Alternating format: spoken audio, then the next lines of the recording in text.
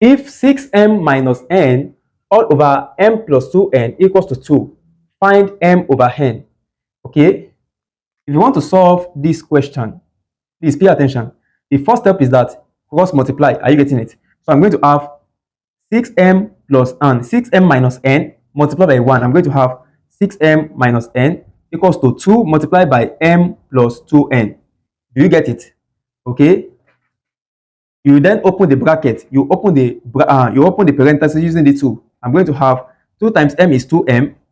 2 times plus 2n. That is what? Plus 4n.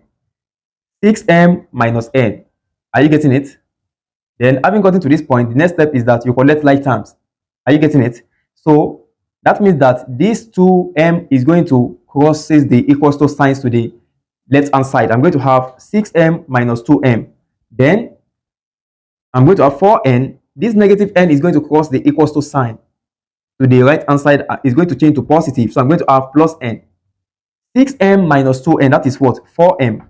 4m equals to 4n plus n. That is what? 5n. Don't forget the goals. The goals is to find m over n. M over n. So you are going to divide both sides by n. This over n and this over n. I'm left with what?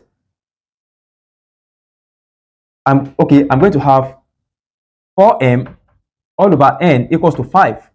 Now, don't forget the goals. The goals is to find m over n, right? The reason why I divide by n is because I know what I want. What I want is m over n. Assuming I'm asked to find n over m, I'm going to divide both sides by m. Do you understand? If I'm asked to find m and n over m, I'm going to divide both sides by m. Now, what I'm looking for is what? M over n. So that's why I divide both sides by n. Now, having gotten to this point, you are still going to divide both sides by 4 to eliminate the 4 at the coefficient of m here. So you are going to have this over 4, this over 4.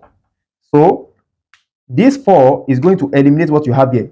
So at the left hand side, you are going to have m over n equals to what? 5 over 4. So the correct option to that question is option D. Option D is correct. That is 5 over 4. And you can also do it another way. You can do this in another way. You see, another method to do this is this. Since you've been given that 6m minus n all over m plus 2n equals to 2, 2 can be written as what? 2 over 1, right? Now, equate the numerator to 2 and equate the denominator to 1. Then solve it simultaneously. Are you getting it? You're going to get the value of m as 5 and n as 4. Are you getting it? So, you didn't have any problem with that. But this is what I'm trying to say. If 6m minus n equals to 2, equate it. 6m minus n equals to 2.